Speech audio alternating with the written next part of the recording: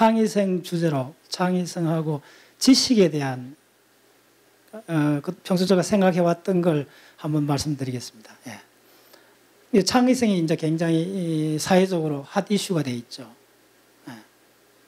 예. 근데 창의성이 오늘도 안 그래도 저녁 시간에 우리 연구소 박사과정 학생한테 물어봤어요.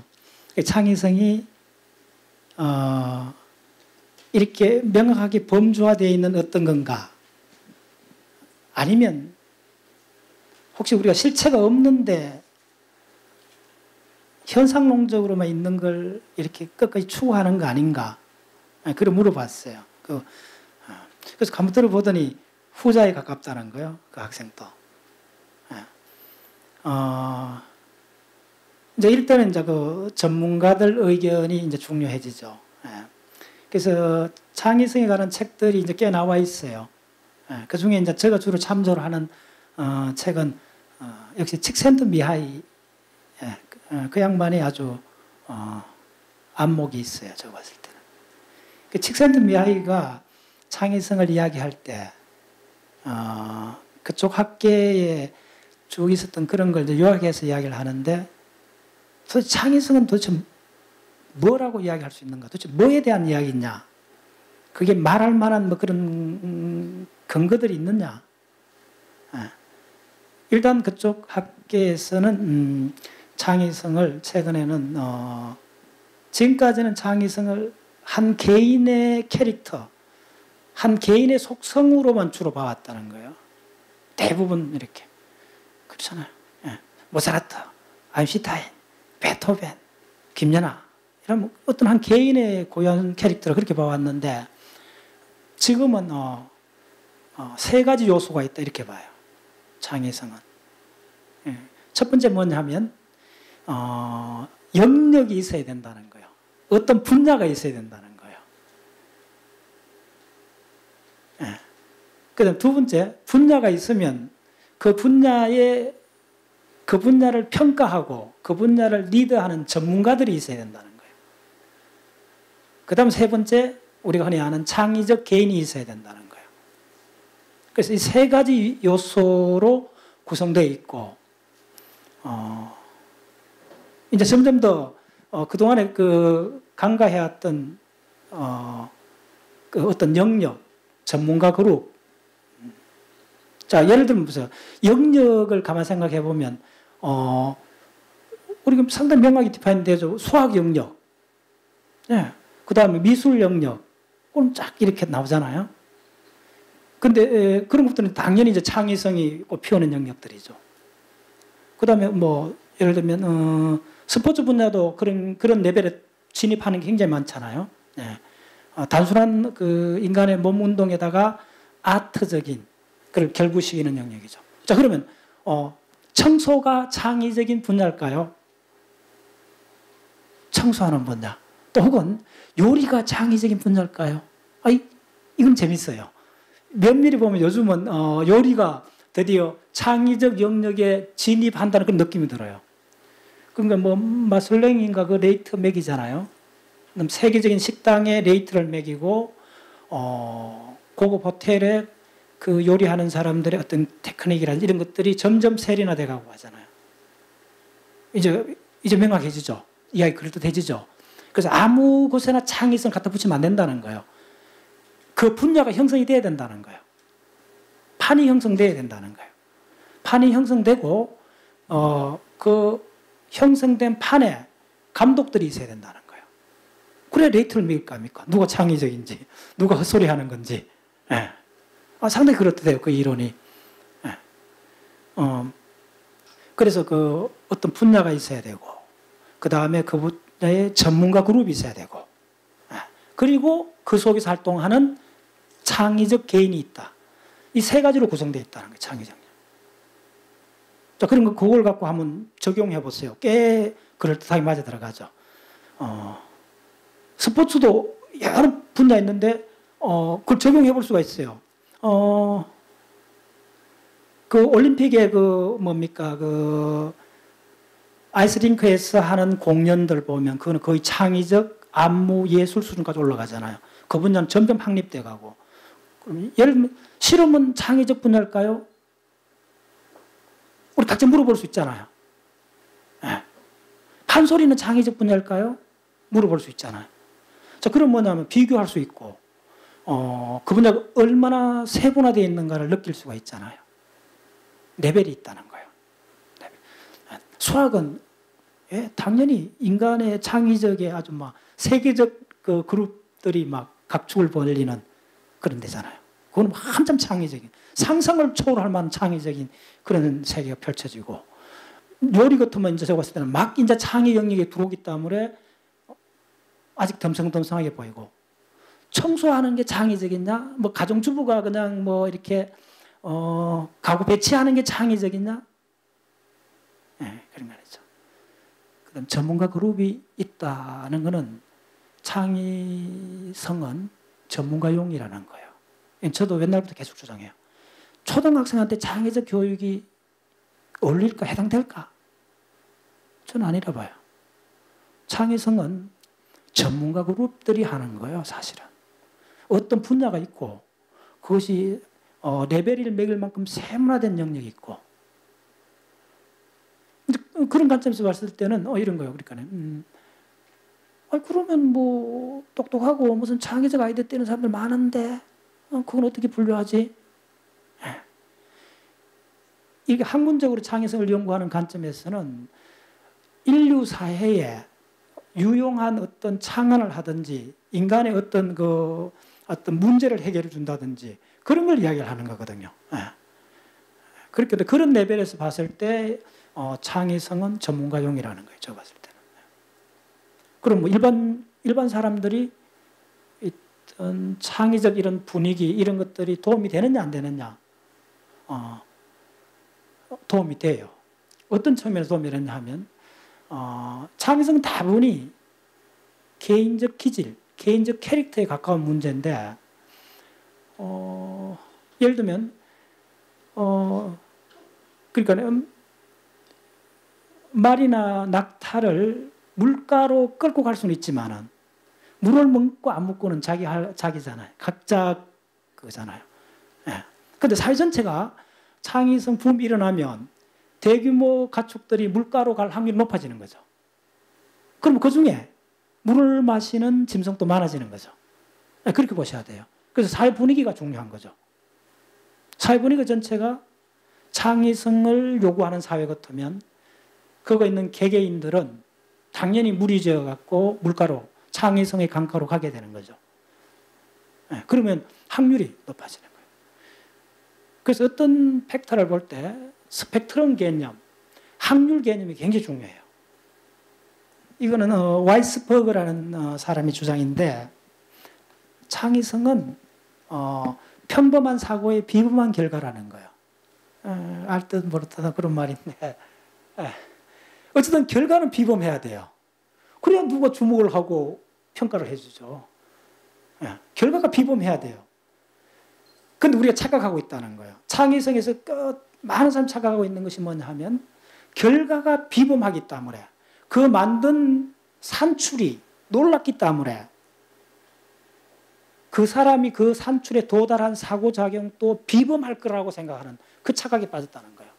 이 책이 거의 한 700페이지 넘는 책인데 이 책 주제는 이거 하나예요, 사실은. 통렬하게 그걸 예를 들면 과학 분야의 DNA 발견한 왓슨하고 크릭의 연구 결과하고 피카소의 연구, 피카소가 그 세계적 그 걸작을 만드는 그 과정을 패러럴하게 비교를 해요. 비교하면서 내린 결론이 뭐냐 하면 창의적 결과물에 도달할 때까지 이 사람들이 했는 사고 과정에서 보통 사람이 할 수 없는 특별한 사고가 있는가? 그걸 분석했어요. 결론은 nothing, 없다는 거예요. 다 평범한 사고밖에 없다는 거예요. 근데 왜 우리는 창의성을 굉장히 놀랍고 아주 특이한 현상으로 보느냐 하면 결과물이 굉장히 탁월했다. 일반 상대성 이론 같이, 그 다음에 피카소의 위대한 작품 같이 결과물이 상상을 초월하니까 그 과정이 특출할 거라고 지레짐작하는 거예요. 그렇지 않다는 거예요. 예를 들면 이런 거죠. 평범한 상황에도 놀라운 결과를 만드는 게 굉장히 많아요. 예를 들면 온도를 한번 봅시다. 만약에 목욕탕에 가갖고 물 온도가 39도인데 1도를 더 올려갖고 40도를 만들었다. 탕 속에 들어간 사람이 알아볼까요? 그 물이 그 물이잖아. 근데 만약에 그 1도를, 동일한 1도요, 물리적으로. 동일한 1도를, 마이너스 1도 상황에다가 1도를 올리면 어떻게 되죠? 0도가 되잖아요. 그러면 얼음이 물로 바뀌어요. 놀라운 결과잖아요. 동일한 1도를 썼는데 페이지가 완전히 바뀌어버렸잖아요. 물하고 얼음은 완전히 다르잖아요, 결과가. 근데 쓰는 에너지는 동일한 1도예요. 그런 걸 착고를 한다는 거예요. 그러니까 무슨 이야기냐면 이 애는 평범한 사고도 평범한 사고밖에 없다는 게 첫 번째. 이 사람 결론은 평범한 사고밖에 없고 그 평범한 사고가 적재적소에 사용되었을 때 놀라운 결과를 낳을 수가 있다는 거예요. 평범한 사고가 갖는 특징들이 보세요. 그러니까 사고와 사고 사이에 이어지는 관계가 있다는 거예요. 그래서 사고에는 구조가 있고 그 다음에 사고는 과거와 연속되어 있다는 거예요. 과거와 연속되어 있고 그 다음에 가장 중요한 게 제가 강조하는 게 이겁니다. 지식과 개념에 의해서 사고가 지배를 받는다는 거예요. 핵심입니다. 한번 따라서 지식과 개념. 자, 더 크게 지식과 개념. 예, 이게 핵심 키워드예요. 제가 봤을 때는. 사고는 창의적 사고의 과정은 탑다운 과정이라는 거예요. 그래서 이 결론이 이 사람의 그 창의성 연구의 아주 세계적 대가인데 이 양반의 결론이 뭐냐면 브레민스톰, 우리가 그동안 한 20, 30년 동안 우리 사회를 지배해왔던 창의성의 중요한 게 무조건 꺼내봐라. 브레민스톰 하는 그거는 별 효과가 없다는. 예. 지금 이제 그쪽으로 많이 돌아섰어요. 브레민스톰은 해봤자 갑이지 인, 갑이지 아웃. 별 효과 없다는 거. 뭐 그야 여러분 바캉스 어디 갈까? 가족끼리 회의할 때는 필요할지 몰라도 굉장히 중요한 사안을 갖고 창의성을 모은다. 브레민스톰은 별 효과 없다는 게 이 책에서 끊임없이 주장해요. 우리가 간행적으로 하는 많은 것들을 다시 되짚어야 돼요. 우리의 사고는 주위의 사건에 민감하다. 주위의 사건에 영향을 받는다는 거예요. 영향을 받죠. 그래서 집요한 생각을 못하죠. 그래서 대부분은 유행에 따라가죠. 그래서 뭐냐면 결론적으로 개념과 사고가 우리를 지배하는데 그 개념과 사고가 과학적 사고라 해야 된다는 거예요. 이건 제가 끊임없이 주장하는데 과학적 사고라 해야 된다는 거예요. 그러니까 이렇게 생각해 보세요. 그냥 오늘 아주 편하게 제가 말씀드릴게요. 그냥 이렇게 한번 생각해 보세요. 우리가 그냥 말을 하고 생각은 많이 하잖아요. 근데 제대로 된 글을 쓴 사람은 10%도 안 돼요. 100명에서 한 10명 또 제대로 된 글을 못 써요. 그 다음에 제대로 된 과학적 사고를 하는 사람은 100명 중에 아마 한두 명밖에 없을 수도 있어요. 자, 예를 들면 이렇게 해보세요. 신생대의 동식물 생태계를 복원해보자. 한번 사고해보세요, 여러분들. 해보세요. 그 생각 좋아하는 사람들. 문사철에 능통한 분들 좀 나와 한번 이야기해 줘보세요. 신생대의 북미 대륙의 포유류 동물상을 복원해 보세요. 거기에 대한 사고를 한번 전개해 보세요. 한 발 나갈 수 있는 분 나와보세요. 무슨 얘기냐면 우리의 사고가 한 발도 못 나가는 영역이 무지하게 많다는 거예요. 빽 둘러싸여 있다는 거예요. 근데 예를 들면 당신의 인생 철학에 대해서 이야기해보라. 한의학에 대해서 느낀 바를 이야기해보라. 이야기하면 밤이 새죠. 근데 좋아. 그런 데는 무수하게 많은 의견을 토해내듯이 이야기를 하는데 별과 별 사이의 공간에 도대체 어떤 상태로 되어 있을까를 물으면 한 분이라도 한번 이야기해 볼 수 있는 분. 우리 별에서 가장 가까운 별과 별이 어느 정도 떨어져 있고 그 별과 별 사이가 온도가 대충 얼마나 되고 입자가 얼마나 있는지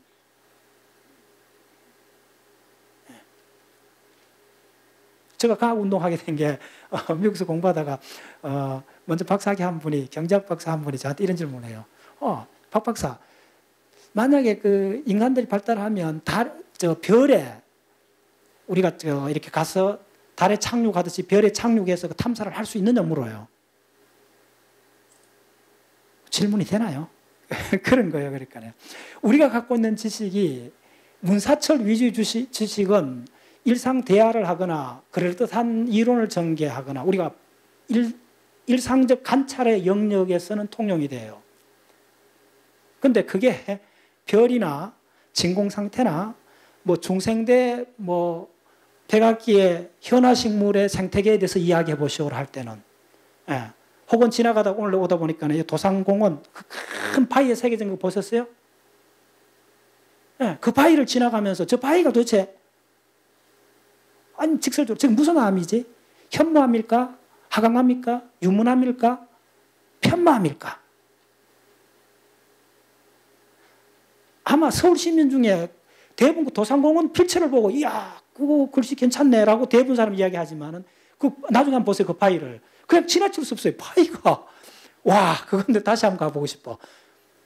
한 3m 넘는데 예, 우리 회원들은 지나갔다면 그때 아마 차 세우고 한번 가서 만져봤을 거예요. 그게 도대체 이게 예, 그래요. 그래서 무슨 이야기냐면 요점은 우리가 만나고 있는 정보, 지식의 퀄리티라 할까? 이것들이 너무 천차만별이라는 거예요. 우리가 만나고 있는 그래서 여러분들이 만나고 있는 지식, 정보라는 것 그 자체에 대해서 한번 어텐션 해보세요.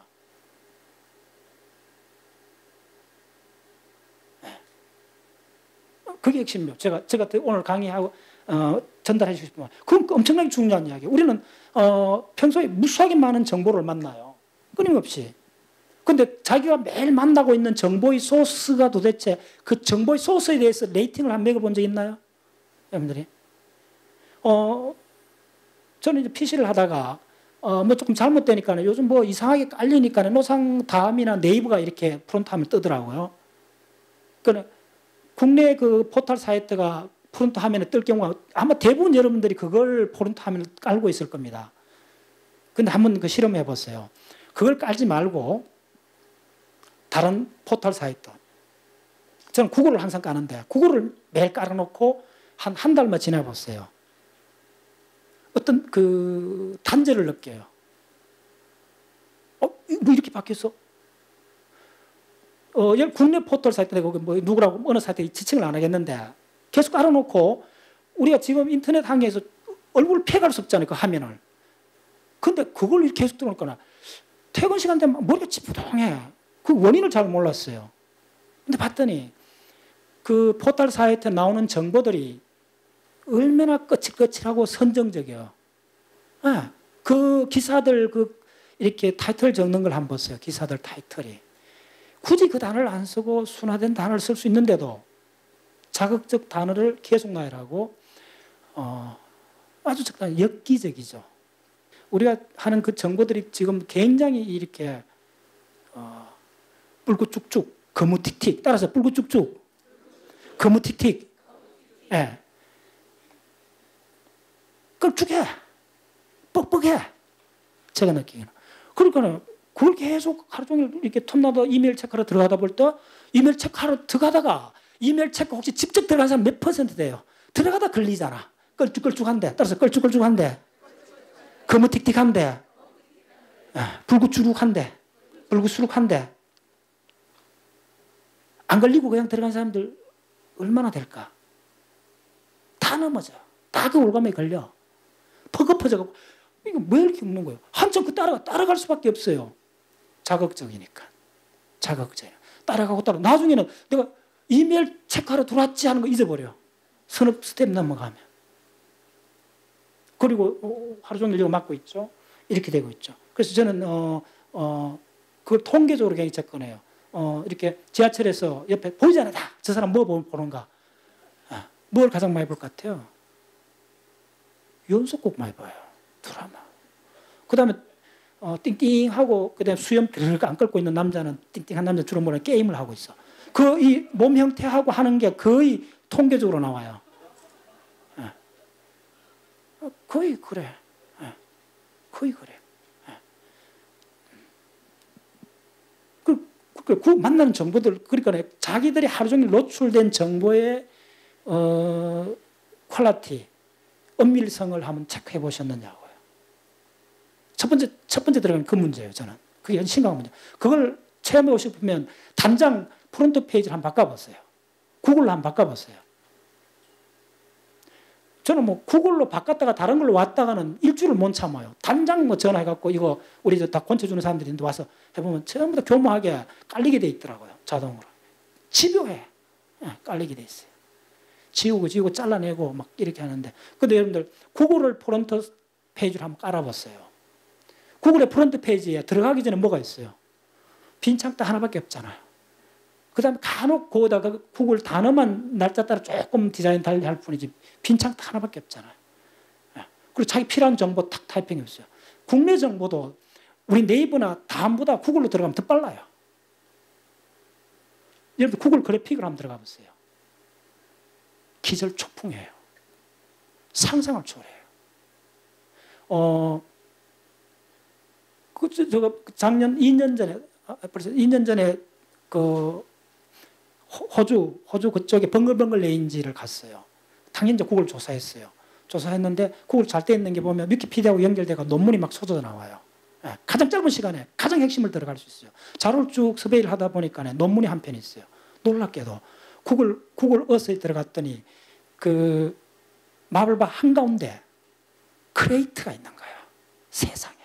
운석 떨어진 자리가 있는 거예요. 근데 그 설명이 뭐라 된 줄 알아요? 흔적이 있다는 거예요. 어떤 다른 자료로 들어가도 그게 없어요. 근데 놀랍게도 그 흔적에 관한 논문이 나와 있어요, 또. 무슨 말인지 알겠어요? 예. 예. 수백만 년 전에 운석이 떨어졌는데, 이러도 되고, 그 흔적, 그 전문가 아니고는 항공 촬영하지 않고는 드러나지 않는 운석 크레이트가 나오고, 놀랍게도 그 항공 촬영해야만이 보이는 그 운석 크레이트에 대한 논문이 나와 있는 거예요.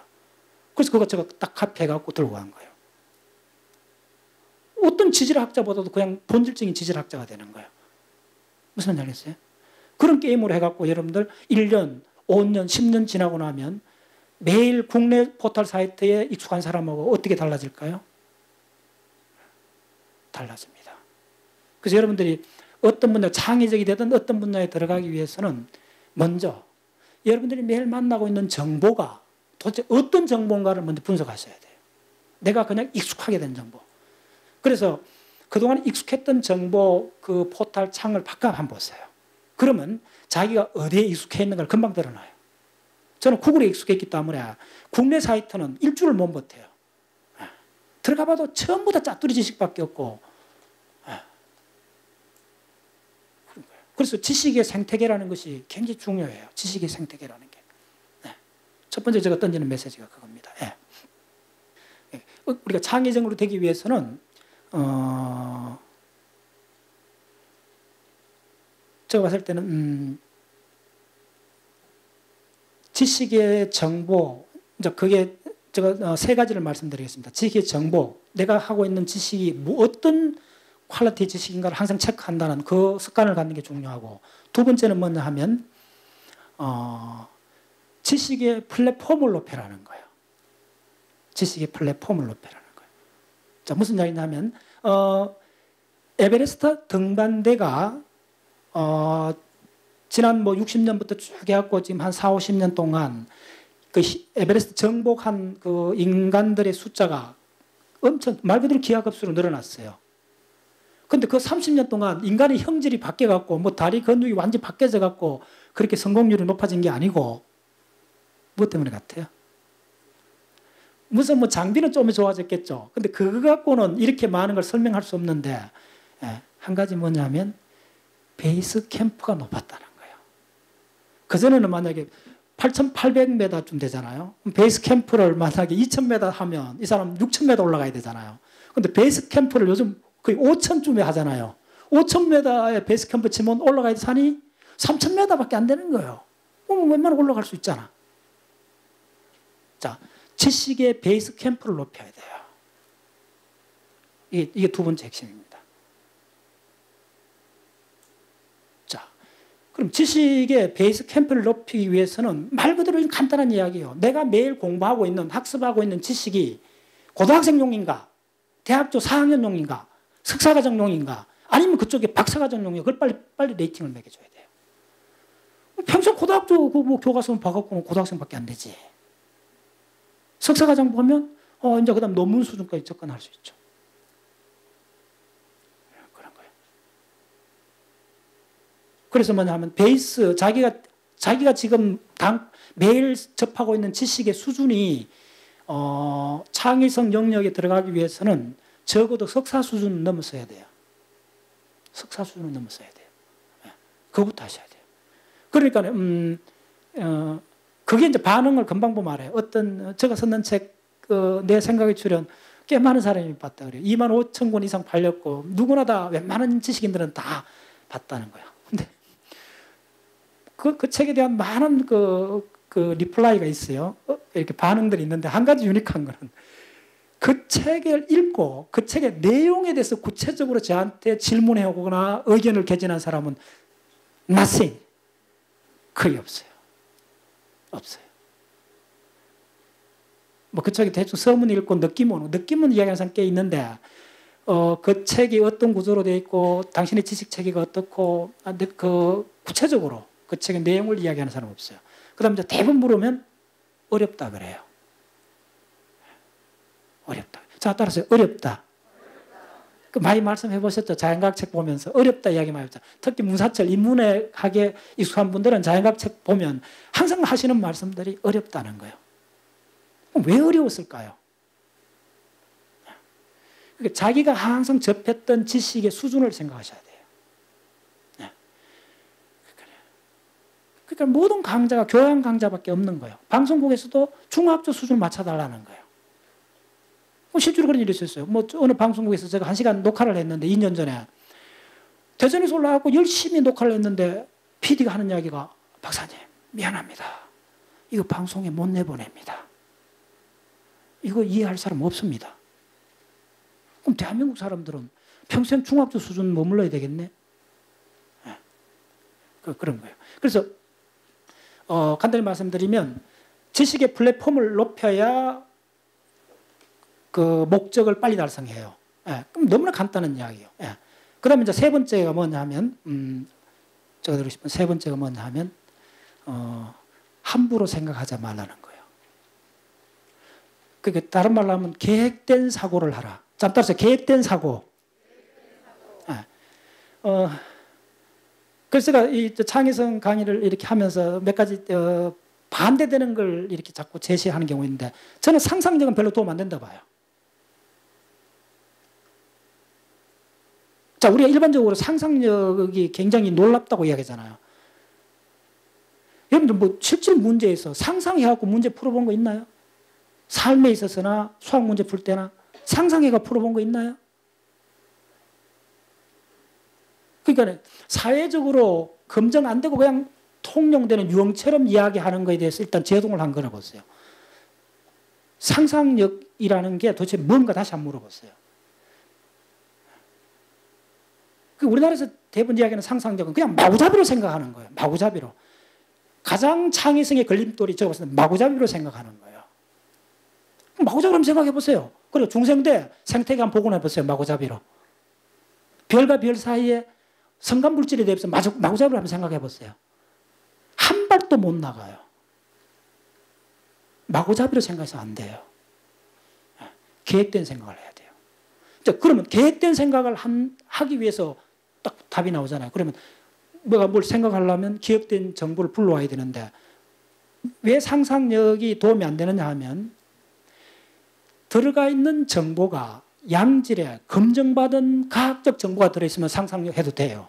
그 사람들은. 그래서 창의성이 전문가용이라고 하는 말이 같은 맥락입니다. 기억된 정보 양질 경우는 괜찮아요. 그 사람 상상해도 돼요. 근데 기억된 정보가 그냥 주말 연속극만 보고 그냥 수필만 읽었고 소설만 본 사람이 상상 한번 해보죠. 그 상상해갖고 수필이나 문학에 적용하면 상관이 없어요. 근데 그걸 갖고 환경 문제라든지 그 다음에 자연과학에 우리가 별이나 우주나 생명, DNA나 진화학이나 지질학이나 이런 데 적용해봤어요.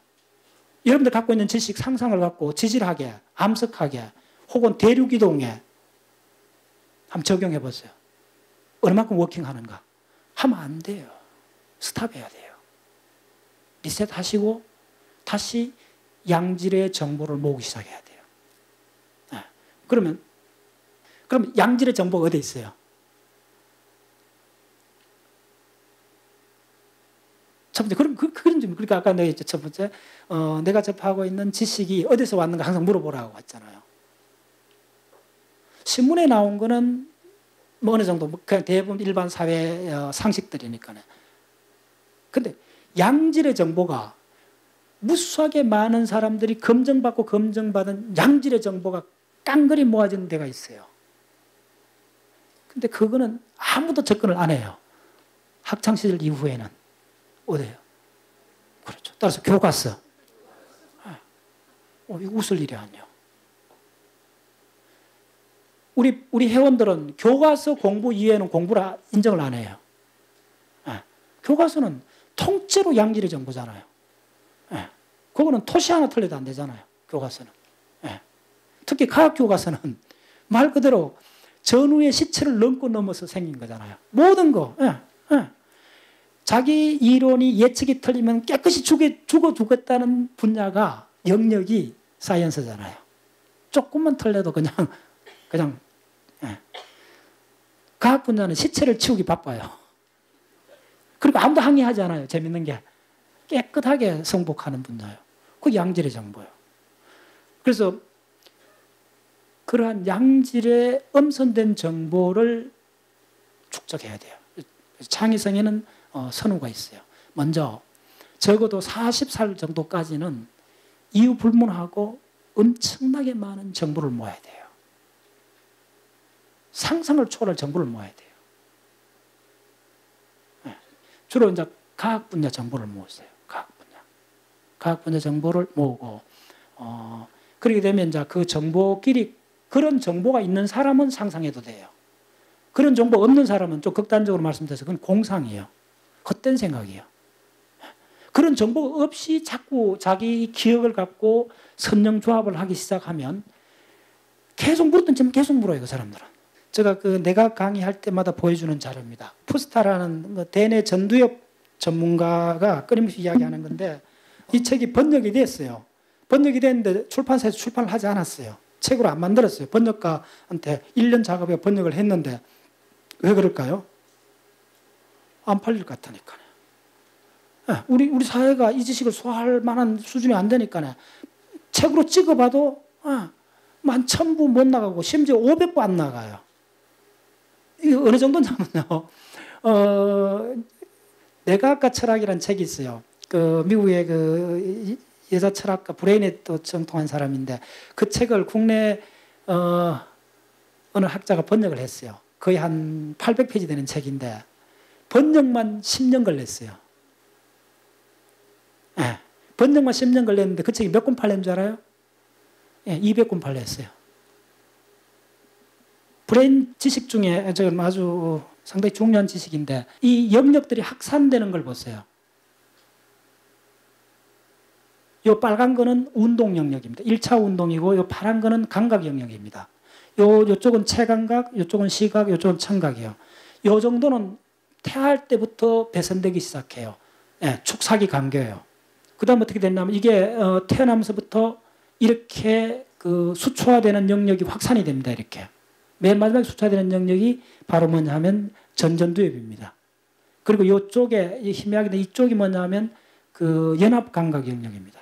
근데 전전두엽은 평생 수초화가 돼요. 자, 그러면 이걸 보면 여러분들 도대체 뭘 어렵다 하는 걸 한번 볼게요. 보세요. 한번 읽어볼게요. ATP, 트로포미오신, 미오신 컴플렉스, ADP, 트로포닌. 자, 어렵다는 게 도대체 뭐가 어렵다는 건지 이제 아시겠죠? 이래서 어렵다는 거예요. 어렵다고 이제 하시지 마시고 익숙하지 않다고 하셔야 돼요. 따라서 익숙하지 않다. 우리가 언어를 새로 배울 때 다 어렵다고 이야기하지 않잖아요. 익숙하지 않다 그러잖아요. 이게 무슨 말인지 알겠죠? 이거 단어만 알면 돼요. 그리고 놀랍게도 왜 모든 학문은 언어학이냐 하면 이 단어 속에 다 들어있어요. 저 ATP가 뭐냐면 아데노신 트리포스파이트고 지구상에 있는 모든 동식물은 저 에너지를 갖고 쓰고 있어요. 그러니까 생물학 전체에 저게 차지하는 비중이 아무리 적게 해도 30%가 넘어요. 근데 아무도 저 용어를 모르는 거예요. 어떻게 지식이, 이 사회에 통용되는 지식이 이렇게 극단적으로 편중될 수가 있는가? 이게 무슨 간단한 어떤 뭐 분자고 그냥 알아도 되고 모르고 그렇게 제가 주장하지 않아요. 근데 여러분들 ATP가 없으면 지금 내 이 순간도 발음을 못 해요. 이렇게 돼야 돼요. 여러분들 왜 사람이 죽으면 죽고 나면 웃는다 그러잖아요. 사후 경직이라고 하잖아요. 사후 경직 이해하려면 ATP를 알아야 돼요. 이게 바로 여러분들이 지금 근육이 움직이고 여러분의 시선을 고정시키고 있고 턱근육을 당겨갖고 근엄한 포정을 잡고 있고 박 박사가 발음을 하고 있고 예. 하는 모든 몸에 있는 모든 현상에 이게 들어가요. 동물이 왜 동물이냐면 이게 돌아가기 때문에 동물이 근육이 움직이고 있어요. 지금 이거요. 이게 바로 지금 미오신 머리에 잘 보세요. 요 당구공 같은 게 요게 ATP입니다. ATP가 막 지금 약간 분열되잖아요. 그래서 ADP가 되는 거예요. 자, 요 따라서 ATP. ATP는 뭐냐면 그 인상기가 3개. 따라서 인상기 3개. 한번 내보세요. 손가락 내보세요. 인상기 3개. 예. 우리가 일을 하면 인상기가 PO4입니다. 인산하고 산소가 결합, 인산기가 하나 떨어지면 ADP, 따라서 ADP. 예, 2개 떨어지면 인산기 하나만 있으면 모노, AMP. 예, 인산기 다 없으면 아데노신. 자, 따라서 요건 평생 기억하세요. 저를 만난 인연으로. 자, 모든 동물에서는 에너지 통화량은 딱 이렇게 ATP 3, 3개란 말이에요. 뭐가? 인산기가 3개란 말이에요. 자, 그러면 우리가 모든 동식물이 살아가는 에너지가 어디서 나오면 인산기를 항상 떨어지면서 이 결합했는 이 에너지를 갖고 쓰는 거예요. 결합 에너지를 추출하기 위해서 끊어야 돼요. 하나 끊어가 버리면 2개 남았잖아. 뭐가? 인산기 2개. 그러면 이거는 ADP. 모노 D3 하세요. 모노 D3. 예. 그래서 하나 더 떨어지면 모노잖아요. 그러니까 AMP. AMP 발견해가 노벨상 받았어요. ATP 구조 발견해서 노벨상 2번 받았어요. 이 분야 노벨상 3개 나왔어요. 이 분야 연구가 200년 지속된 거예요. 그리고 자, 다시 한번 해보세요. 자, 우리가 열심히 일하고 강연 듣고 머리 쓰면 에너지 많이 쓰죠? 그러면 신경세포에서 이걸 많이 쓰는 거예요. 자, 하나 떨어져 보세요. 그러면 ADP, 따라서 ADP. 또 막 더 열심히 공부해 보세요. 그럼 또 하나 써야 되잖아. 또 하나 써. 그러면 하나 남잖아요. 따라서 AMP. 아데노신 모노포스파이드. 그 다음에, 자, 더 열심히 하면 어떻게, 이거 하나 줘서 써야 되잖아. 톡 떨어져 보세요. 인상기. 자, 그러면 인상기 다 떨어지면 몸체만 남잖아요. 이게 몸체가 뭐냐면 따라서 아데노신. 예. 공부를 많이 하고 신경을 많이 쓰면, 아데노신밖에 안 남아요. 어디? 신경세포에. 신경세포에 아데노신이 농축이 되면 여러분들은 잠을 자야 돼요. 바로 이게 수면압을 가는 거예요.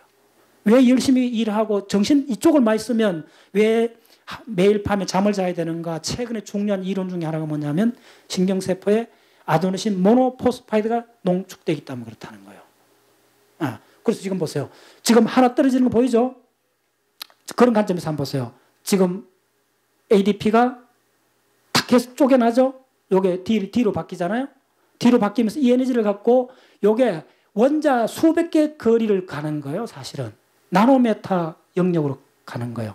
그러면서 보세요. 이렇게 해갖고 우리 몸 전체에서 끊임없이 이 에너지를 만들어내는 거예요. 요게, 자, 그러면 요 들어가는 요 초록색 당구공, 요게 ATP인데, 자, 요 잘 따라오세요. 요 초록색 당구공이 어디서 만들어주느냐 하면요. 초록색 당구공을 만드는 머신이 요겁니다. 이게 바로 ATP 합성 효소라는 거예요. 자, 이 ATP 합성 효소가 얼마나 많았냐 하면요. 도대체 ATP 합성 효소가 어디에 있을까요? 그래서 어디서 만들어지느냐 하면요. 우리 세포의 미토콘드리아에서 만들어져요. 미토콘드리아 내막에서 만들어져요. 그러면 미토콘드리아가 우리 몸의 세포에 얼마나 많을까요? 세포당 적게는 수백 개에서 다리 근육에 수천 개 생겨요. 그래서 마라톤 선수가 다리가 굴러요. 이데페아에서 캔에서 온 마라톤 선수 다리 봤죠? 유소 시간에 다리 굵은가요? 우리나라 이렇게 시골 농부들 이렇게 다리 굵은데 그 사람 다리 가늘어요. 근데 그 가는 다리 갖고 42.19 놀랍게 달리잖아요. 왜 그럴까요? 다리 근육 세포당 ATP 만드는 미토콘드리아 개수가 달라서 그래요. 등산을 하고 나면 2, 3일 오면 다리 알통 베이잖아요. 2, 3일 동안. 알통 풀리고 나면 다리 힘 세지죠. 많이 느끼죠. 그게 뭐냐면 다시 근육 세포에 미토콘드리아 개수가 늘어나서 그런 거예요. 예. 몸이 건장해도 뚱뚱한 사람들 겨울 되면 추워갖고 막 뚱뚱해도 추위 타는 사람 있잖아요. 그 뭐냐면 운동을 안 해갖고 근육당 미토콘드리아 개수가 적어서 그런 거예요. 예. 그래서 그 미토콘드리아 속에 이 ATP 합성 효소가 들어있는 거예요. 한번 보세요. 개념적으로. 어디 나오나. 자, 요거 포인트를 잘 따라서 요거. 그래서 도킨스 같은 사람 뭐라 하냐 하면 생명 현상에 두 개의 주인공이 있다는 거예요. 하나는 뭐냐면 DNA. 공동 주인공이 누구냐면 바로 이 ATP 합성 효소예요. 그만큼 중요해요.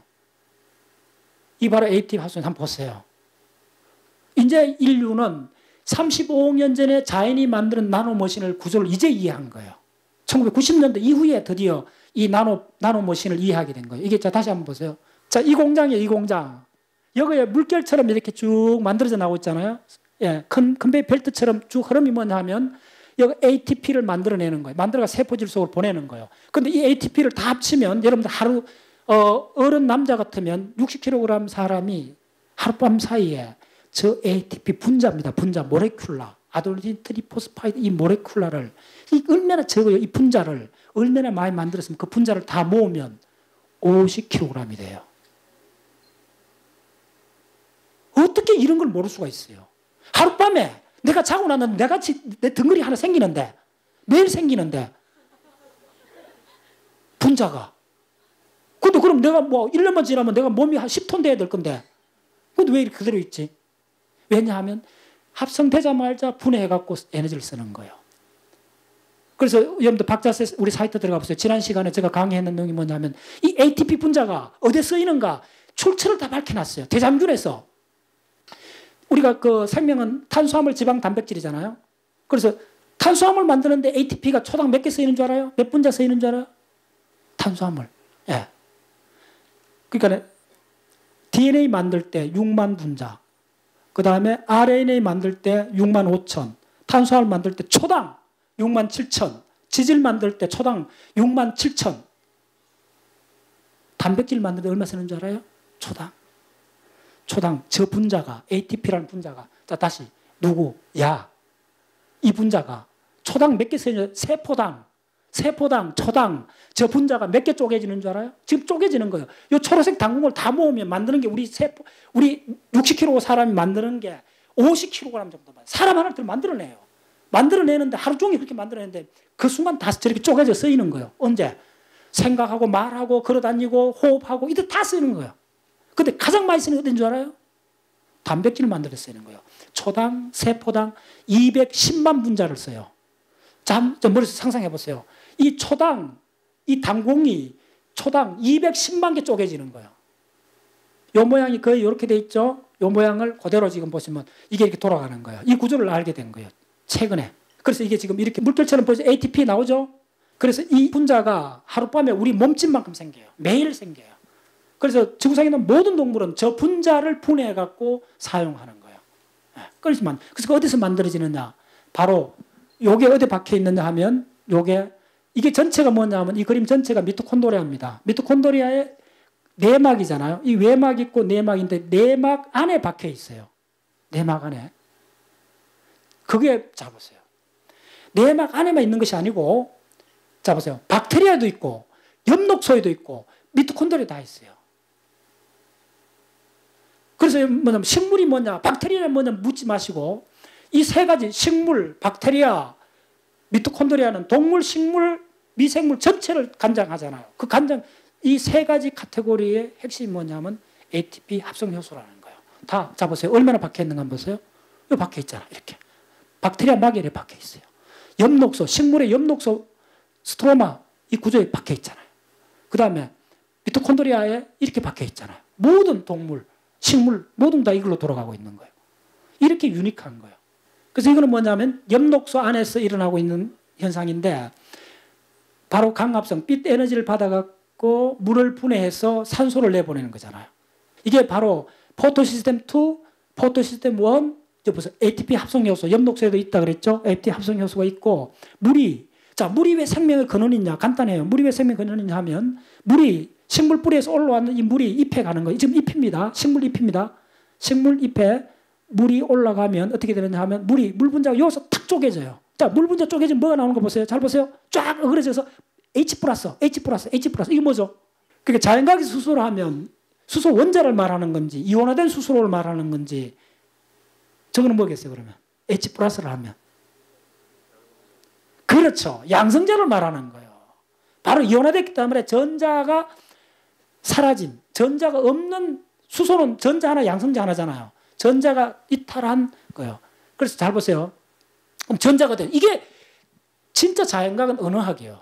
제가 이건 진짜 여러분들 전달해 주고 싶은 거예요. 자연과학은 언어학이에요. 보세요. 이게 양성자라고 아시는 분은 수소가 이온화됐다는 거 아는 분은 그러면 전자가 어디에 갔지라는 질문이 가능한 거예요.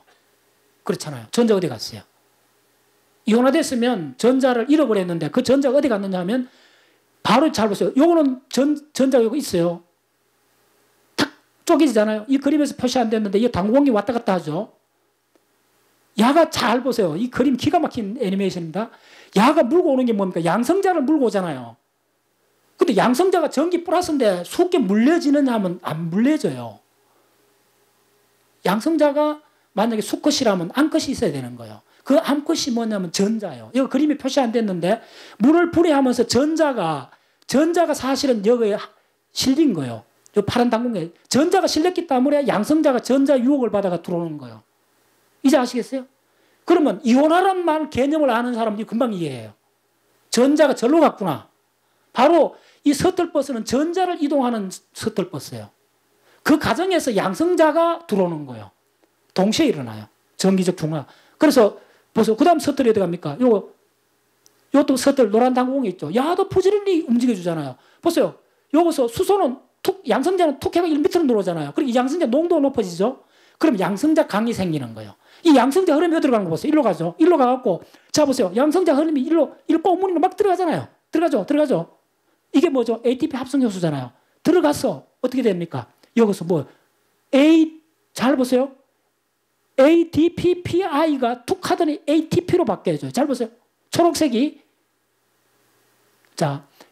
올 때는 뭐가 뭐예요? ADP입니다. 나갈 때는 ATP입니다. 유심 보셔야 돼요. 이거 엄청난 애니메이션입니다. ADP가 ATP 차이인지 아셨죠? 결합이 하나 더 생긴 거예요. 인산, PI가 인산인데 인산을 결합시키는 거예요. 근데 그 결합시키는 게 어떻게 되냐면 양성자가 3개 들어가면 요 분자 하나가 ATP 요 결합이 해갖고 ATP가 생기는 거죠. 양성자 3개 들어가면 ATP 한 분자가 생기는 거예요. 이 모든 흐름이 전자의 흐름이에요. 그럼 이 전자는 어디서 왔느냐 하면 물을 분해하는 데서 나온 거예요. 그래서 물을 분해한 그 결과 잘 보세요. 더 중요한 결과가 있어요. 이거 하나 버리는 거 있어요. 툭 하고 버리는데 자 산소 어디로 가죠? 나가버리잖아요. 산소는 안 써요. 식물에서. 잘 보세요. 산소는 부산물이에요. 부패물이에요. 버려야 돼요. 따라서 산소는 버려야 된다. 산업 폐기물이에요. 산소는 버려야 돼요. 식물에서 필요한 건 다시 한번 보세요. 필요한 건 뭘 필요하는 거 보세요. 물이 필요해요. 근데 물이 왜 필요한 걸 아셔야 돼요. 물이 여기서 분해되잖아요. 분해되면 양성자가 생기잖아요. 이 양성자도 이렇게 흘러가요. 또 그 양성자뿐만 아니라 이쪽에 있는 양성자가 일로 들어와요. 이거 전체 흐름이 뭡니까? 양성자의 강물이잖아요. 이 양성자 강이 어디로 가느냐 하면 가서 ATP를 만들어주고 물이 또 분해된 양성자는 일로 가고 전자는 일로 가는 거예요. 이 전자가 일로 갈 때 또 이걸 덩달아 양성자가 일로 들어오는 거예요. 그러면 자 이때 전자, 잘 따라오세요. 이 전자가 결국은 왜 이렇게 분해되냐면 빛 에너지, 빛이 들어오잖아요. 이 빛에 의해서 물이 분해되는 과정에서 이 전자가 하이 에너지 전자가 생기는 거예요. 장황한 이야기를 했는데 그 결론이 뭐냐 하면 이래서 여러분들이 뭐가 생기느냐 하면 식물 잎 속에서 탄수화물, 포도당이 생기는 거예요. C6H12O6가 생기는 거예요. 그래서 여러분들 그 밥 먹고 지금 그 힘을 갖고 이해를 하고 있는 거예요. 그러면 그 포도당이 어디서 에너지로 바뀌죠? 포도당이 미토콘드리아 속에서 와야 돼요. 그래서 미토콘드리아 속에서 소화됩니다. 이제 이야기 하셨죠? 얼마나 중요했으면 사이언스 그 유명한 그 세계적 저널 사이언스 표지에 나와 있어요. 이게 이제 아시겠어요? 자 예를 들면 내가 이걸 하나 보여드릴게요. 그 정보의 질에 대해서 이야기를 하는 거예요. 자 이건 뭐냐 하면 우리가 그 진화론을 잘 안 믿는 사람들이 항상 반박하는 게 인간의 눈은 놀라운 작품이기 때문에 이거는 진짜 이게 조물주 신이 아니면 만들 수 없다. 진화에서 나올 수 없다라고 많은 사람이 생각해요. 눈이 굉장히 정교하기 때문에. 근데 한번 보세요. 눈은 가장 흔한 거예요. 동물 시스템에서. 가장 간단히 만들 수 있는 게 눈이요. 심지어 보세요. 팔에 눈이 있다는 거 알죠? 보관. 이게 뭔지 알아요? 놀랍게도 인간 눈이 여기가 주르륵 박혀 있어요. 이게 뭐냐면 조개 가래비요. 세상에. 이 놀라운 이 진화의 기적 같은 눈이 저 연체동물, 이 조개 여가 이렇게 박혀 있는 거예요. 심지어 해파리한테도 있어요. 네. 그래서, 우리가 생각하는 이 자연의 현상, 이것들이 일반적으로 생각하는 건 많이 다르다는 거. 자, 예, 좋습니다. 요거 한번 볼게요. 그래서 미토콘드리아가 도대체 뭔가 이제 다시 이야기하면 미토콘드리아하고 엽록질 함께 공부하셔야 되고 그 개념 그것들이 뭐냐 하면 모든 동식물에 다 있어요. 미토콘드리아는. 그래서 여기 한 세포를 보면 이게 핵이 있지 않습니까? 이게 미토콘드리아예요. 이렇게 벌레들이요. 우글우글한 거예요. 저렇게. 예, 미토콘드리아들이 이렇게 우글우글해요. 예. 자, 그다음에 여러분들 지금 이 애니메이션은 뭐냐 하면 실제입니다. 우리가 청각 안에 달팽이관 안에 있는 겁니다. 달팽이관 안에 있는 요 한 세포들입니다. 요 세포가 이름이 유모세포입니다. 요 잘 보시면 요 끝에 털이 있어요. 털이 있어서 우리가 소리를 어떻게 잡느냐 하면요. 요 모식도를 보시면 고막이 울리면 달팽이관의 액체가 울렁거리면서 여 밑에 기저막을 움직여줘요. 기저막을 움직여주면 이 세포들이 움직여요. 움직이면 요 세포에 막에 해당되는 판때기가 하나 있어요. 이것도 세포입니다. 그 세포하고 자 여기 기계적으로 자 이게 움직이잖아요. 실제입니다. 이게 움직이면 어떻게 되느냐 하면 이 세포가 요동을 하겠죠. 이렇게 움직여지는 거예요. 이쪽 밑에 압력이 들어오니까 이렇게 움직여지는 거예요. 움직여주면 요 털 보세요. 요 털이 휘어져 버려요. 뭔지 하면 여러분들 소리 듣는 과정이 어떠냐면 이 세포가 털이 있어요. 털이 있어갖고 이 털이 위에 있는 판때기 형태의 세포 이렇게 있는 거예요. 그래서 밑에서 충격이 오면 이걸로 이렇게 움직일 거 아닙니까? 저렇게 움직이면 이게 휘어지는 거예요. 무슨 말이죠? 이렇게 휘어지면 요 휘어지는데 요거에 그 마이크로한 나노 형태의 그 실이 연결돼 있어요. 그 실에 의해 갖고 이온 채널이 열려요. 그래서 여러분들 소리 듣는 과정은 전적으로 미케니컬한 과정입니다. 아주 그 분자 사이즈 정도로 미케니컬한 과정이고 그런데 여기 있는 이 세포가 이름이 유모세포인데 이게 어디 있는 거냐 하면 원래 여러분들 물고기 보면 붕어나 잉어에 보면 수족관에 보면 가운데 옆줄이 있잖아요. 중학교 때 배웠죠. 그 물고기 옆줄 그게 뭐냐면 압력을 느끼는 기관이죠. 옆줄에 있는 그 비늘을 들어보면 그 안에 유모세포가 있어요. 저 유모세포가 물고기에서부터 인간까지 거의 변형 안 되게 이렇게 들어와 있는 거예요. 기능도 동일해요. 그 물고기의 그건 뭐냐 물의 압력을 느끼는 거거든요. 우리 뭐죠? 소리 압력을 느끼는 거예요. 얼마나 놀라워요. 그래서 여러분들 자연과학 지식은 이게 하나의 그 통째로 그러니까 기본적 개념만 확립하고 나면 분해될 수 없는 지식 덩어리로 되어 있어요. 그래서 인문학보다 훨씬 쉬워요. 그리고 이런 지식을 그러니까 체계적으로 많이 갖고 있으면 그 다음에 이제 자연을 이해할 수가 있는 거예요. 그래서 한번 보세요. 얼마나 놀라워요. 전부 다 세포예요. 이게 달팽이관 안에 있는 세포들이에요. 이게 전부 다 핵들입니다. 그래서 생물학은 세포만 알면 돼요. 자, 그 다음에 요거는 뭐냐 하면 오늘 창의성 이야기인데 창의성은 생물학적으로 데피니션이 있어요.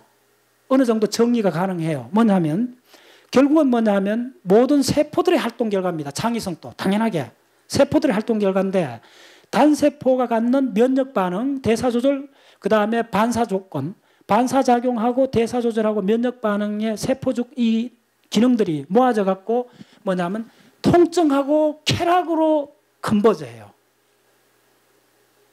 미리 말씀드린 이거는 뭐냐 하면 스피노자의 뇌란 책이 있습니다. 스피노자의 뇌란 그 책에 그 감정을 30년 동안 연구했던 누구죠? 혹시 이름 기억하시는 분 있어요? 다마지오. 예. 다마지오의 그 책에 그 책에 도표가 5장 정도 나와요. 그림이. 그 5장을 제가 이 한 장으로 다시 바꿔놓은 건데 그러니까 그 책 전체 주제가 이 도표 하나에 다 들어있어요. 그래서 여러분들 오늘 저 만난 김에 감정이 뇌과학적으로 어떻게 설명되는가를 한번 추적해 봅시다. 다마지오 이론에 의하면 결국은 다 세포 수준에서 일어난다는 거죠. 세포의 면역, 대사조절, 조건반사 요것들이 모아져서 하는 게 쾌락하고 통증이요. 상당히 다릅니다. 통증은 느껴도 고통은 안 느낄 수 있어요. 예. 고통은 이 대뇌 피질이 하는 거고 통증은 직접적으로 이쪽에 밑에 하부 영역들이 하는 겁니다. 간단히 말씀드리면 통증하고 쾌락 그러니까 감각적으로 좋아하는 거가 생기는 거죠. 그 다음에 그게 두 개 모이면 충동하고 동기 이 벡타다발로 생각하는 게 굉장히 편해요. 벡타다발이 모아져서 첫 단계 그 세포 작용들이 모아지면 쾌락하고 통증으로 통증은 피하고 설탕같이 이렇게 단 거를 추구하고 이렇게 되는 거예요. 그 다음에 그게 모아지면 충동하고 동기로 모아져요. 충동하고 동기는 욱하고 올라오는 거잖아요. 욱하고 굉장히 그 강한 포스가 되는 거예요. 그 다음에 어떻게 되느냐 하면 배경정서, 기본정서, 사회적 정서가 되는 거예요. 자, 요거를 구분하는 게 중요해요. 이게 정서하고 정확히 같은 게 뭐냐 감정입니다. 그래서 기본 감정이 있어요. 그걸 이제 기본 감정이 뭐냐면 다른 말로 1차 감정이라는데 성내고 슬퍼하고 기뻐하고 절구하고 분노하는 거. 요 5가지 기본 감정이 대부분 동물들이 다 갖고 있어요. 그 다음에 배경정서는 뭘까요? 배경감정은 뭘까요? 배경감정은 누구나 갖고 있어요. 물어보면 해요. 오늘 어땠어요? 물으면 오늘 어때 기분이? 물어보면 찌푸둥해. 왠지 그래. 몸이 찌푸둥해 이야기하잖아요. 그게 배경감정이에요. 자기 몸 상태를 총체적으로 모니터링하고 있는 이걸 배경감정이라고 해요. 누구나 다 갖고 있어요. 속이 또무룩하다. 이것도 감정이잖아요. 그 다음에 사회적 정서는 뭘까요? 자, 우리 감정은 대부분 사회에서 나왔습니다. 수치심, 왕따 당하는 거, 공명심, 이런 거 다 사회적에서 생겼죠. 그 다음에 이제 우리가 전두엽이 발달하면서 감정의 영역들이 구분이 안 되고 서로 침범하기 시작했던 거예요. 감정의 영역들이 침범해서 생긴 게 뭐냐면 시원섭섭하다. 시원하면 시원했지 또 섭섭하는 거예요. 미워도 다시 한번. 이런 게 가능해지는 거죠. 그게 뭐냐면, 자, 이게 중요한 게, 우리가 원시 사회로 가면, 문명화되기 이전의 사람들을 만나는 선교사들의 기록들 전부 다 보면, 원시 사회 사람들이 굉장히 순박하다는 말을 하잖아요. 그건 좀 우리 고려해 볼 필요 있어요. 뭐냐면, 순박하다는 말은 뭐냐면요. 이 피질의 감정 영역이 사회화가 덜 돼갖고, 이 확장이 안 돼서, 그 독립된 영역이 그대로 있는 거예요. 우리가 복잡한 사회 속에 살면 다양한 감정을 처리해야 되잖아요. 시원섭섭하다. 이런 것들이 가능해지려면 시원하다는 감정하고 섭섭하다는 감정하고 이게 결합돼줘야 되는 거예요. 결합 영역이 생겼다는 말이에요. 그만큼 무슨 복합적이라는 거예요. 따라서 복합적이다. 이게 핵심입니다. 자, 이게 창의성 이론에 요즘 주목받고 있는 것 중에 하나는 창의적인 사람의 특징이 뭐냐면 복합적이라는 거예요. 단순한 사람이 아닙니다. 그럼 단순미를 자꾸 높이 평가하면 안 돼요. 단순미는 백치미에 가깝고 동물성에 가까운 거예요. 인간이 감정이 복잡한 거는 당연한 거예요. 근데 잘 들으세요. 복잡한 거하고 복합적이랑은 조금 달라요. 대부분 사람 내버려 두면 정보가 혼용되면서 서로 섞여갖고 복잡할 뿐이에요. 복잡한 시스템은 어디로 가지 않아요. 복합적 시스템은 어디로 가요. 복합적이 돼줘야 돼요. 그러니까 창의적인 사람의 중요한 특징은 복합적인 사람이에요. 화를 잘 냈다가 그 다음에 속도 빨리 풀어지기도 하고 남자인지 여자인지 캐릭터도 잘 구분 안 될 때가 있고 그런 사람이에요. 대부분 창의적인 사람들이. 창의적인 사람들 대부분 성질이 급해요. 급하고 화를 잘 내요. 그 대신 또 빨리 풀려져요. 그게 복합적이다는 거예요. 근데 복잡한 거는 뭐냐면요.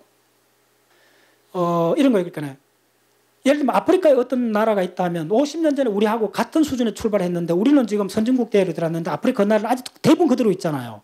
그쪽은 왜냐면 복잡해서 그런 거예요. 구성 요소는 다 있어요. 그쪽도 뭐 교육 시스템 있고 도로 시스템 있고 종교 시스템 있고 국방 시스템 다 있어요. 개별 모듈들은 다 있어요. 개별 모듈은 다 있는데 그 모듈들의 벡터가 합해지지 않은 거예요. 벡터가 상쇄돼 버린 거예요. 그게 복잡한 시스템이에요. 그래서 창의적인 사람은 요 중요합니다. 그걸 구분하셔야 돼요. 백과사전적 지식이 아니요. 그 점이 다릅니다. 백과사전적 지식을 지향해야 돼요. 장학해서 나오는 그런 지식이 창의적 지식하고는 관련 없어요. 예, 제가 봤을 때는. 창의적 지식은 많은 지식이 들어오되, 엄청난 지식이 들어오되, 그 사람의 기본 프레임이 있어야 돼요. 그 플랫폼이 있어야 돼요. 그러면 지식의 플랫폼이 있어갖고, 그 플랫폼 속에 들어오는 지식들이 상쇄되지가 않아야 돼요. 서로가 충돌하지 않아야 돼요. 아시겠어요? 플랫폼이 먼저 있어야 돼요. 이게 아까 첫 번째 이야기했던 그 뭐죠? 평범한 사고 있는데 지식과 개념이 지휘한다 그랬잖아요. 따라서 지식과 개념이 지휘한다. 이게 핵심입니다.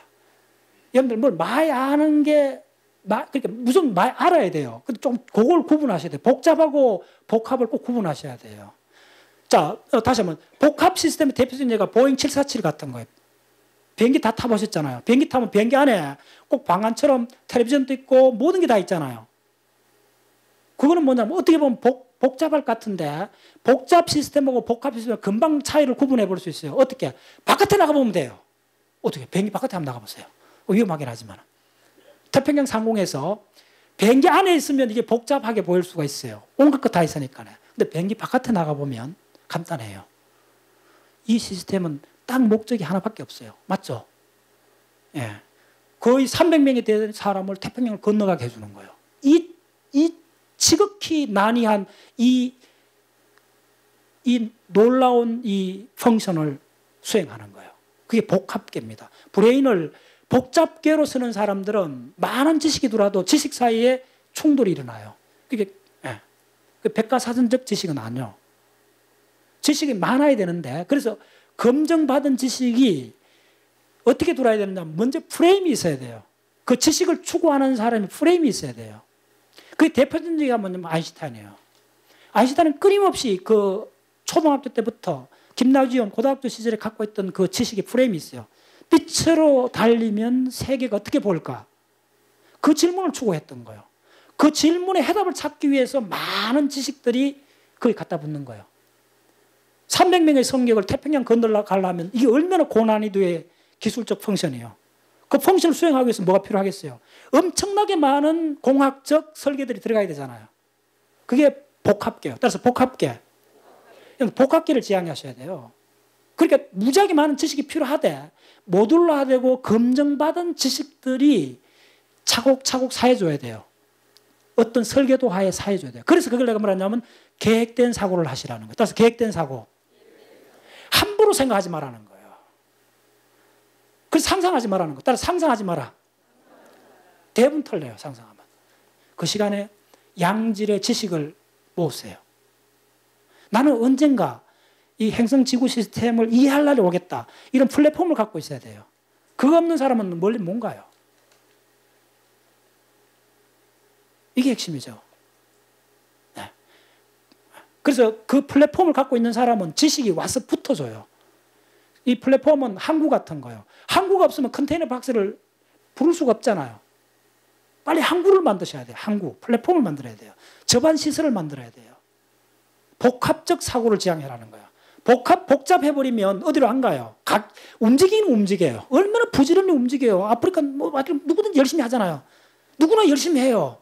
근데 어디로 안 가? 제자리 걸음해요. 그럼 복합계를 지향하는 사람은 미리 플랫폼이 있는 거예요. 나는 어디로 가겠다는 게 있는 거예요. 비행기처럼. 그러니까 그 사람은 뭘 할 수밖에 없다? 계획적 사고를 할 수밖에 없는 거예요. 그래서 계획적 사고. 됐나요? 계획적 사고. 이게 핵심이에요. 그걸 빨리 하셔야 돼요. 늦어도 그러니까 대학 들어가면서 시작해야 돼요. 계획적 사고. 계획적 사고가 된 사람은 그 다음 내가 무슨 책을 읽어야 될지가 그 다음부터 보이는 거예요. 다 물려있어요, 이게. 꼼짝할 수 없이 물려있어요. 그래서 가장 해야 되는 게 생각을 계획적으로 해야 되고 독서를 계획적으로 해야 돼요.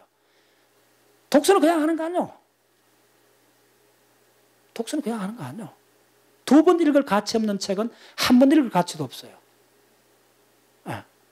그래서 가장 큰 선물은 정확한 책 제목을 알려주는 거예요. 어떤 책 제목 하나는 1000만 원 가치가 있어요. 옛날에 저는 간혹 책을 선물하게 됐지만은 지난 10년 사이에 저는 그 책을 선물 안 해요. 그 대신 꼭 내가 이렇게 마음에 드는 사람이 있으면 간혹 책 제목을 알려줘요. 책 제목을. 그거는 최소한 100만 원 이상 가치가 있어요. 이게 이제 그 세포 하나에서 일어나는 겁니다. 사회적 정서까지 하겠죠. 이게 다 모아지면 어떻게 되느냐 하면 이게 결국은 위에 대뇌 피질을 내서 처리하게 돼요. 감각들을. 그래서 대뇌 피질에서 하는 것이 뭐냐 하면 이걸 통합해서 느낌으로 바꿔요. 느낌. 필링으로 바꿔요. 필링도 뭐냐 하면 이쪽이 중요한 게 이쪽 대뇌 피질에서 필링으로 바뀌기 전에는 뭐냐 하면 자동적 항상성 시스템이요. 이쪽은 무의식 시스템이요. 척수 중심으로 내관, 시상하부 중심으로 일어나고 있는 국부 회로적인 현상이고 우리가 인지하지 못해요. 따라서 인지하지 못한다. 습관화된 반응이에요. 우리 감정도 대부분 습관화되는 반응이에요. 아무리 수행만 해도 뒤에서 헉 하면 화내요. 그렇잖아요. 응. 그 수행하고 관계없는 거예요. 왜? 무의식적 반응이에요. 대부분 무의식 반응인데 필링은 의식적 반응이에요. 의식이 개입돼요. 그래서 필링이 왜 중요하냐 하면 여러분들 미술관에 가서 명화를 볼 때 아름다운 위대한 그림을 볼 때 어떻게 합니까? 그걸 분석적으로 하지 않잖아요. 딱 서갖고 온몸으로 그 감동에 젖어들잖아요. 예, 이건 왜냐하면 모든 정보들이 통합되는 거예요. 필링에서는. 그래서 어떻게 하냐면 전두엽, 두정엽, 척두엽인 거예요. 자, 그래서 잘 들으세요. 창의성은 내과학적으로 데피니션이 있어요. 어떤 데피니션이 하면 창의성은 자, 뭐냐면 모든 것이 기억에서 와요. 기억에서 오는데 어떤 문제가 생겨서 창의성은 새로운 어떤 어려운 문제를 푸는 건데 간단히 말씀드리면 인류가 그동안 해결하지 못했던 어려운 문제가 생긴 거예요. 문제라는 게 뭡니까? 도대체 우리가 잘 풀지 못하는 뭐 IMF 금융위기, 그 다음에 여러 가지 정치적 갈등 위기, 모든 문제들 있잖아요. 그 문제라는 것은 뭐냐 하면 잘 들으세요. 문제는 지금까지 해왔던 습관화된 반응으로서 솔루션이 없다는 거예요.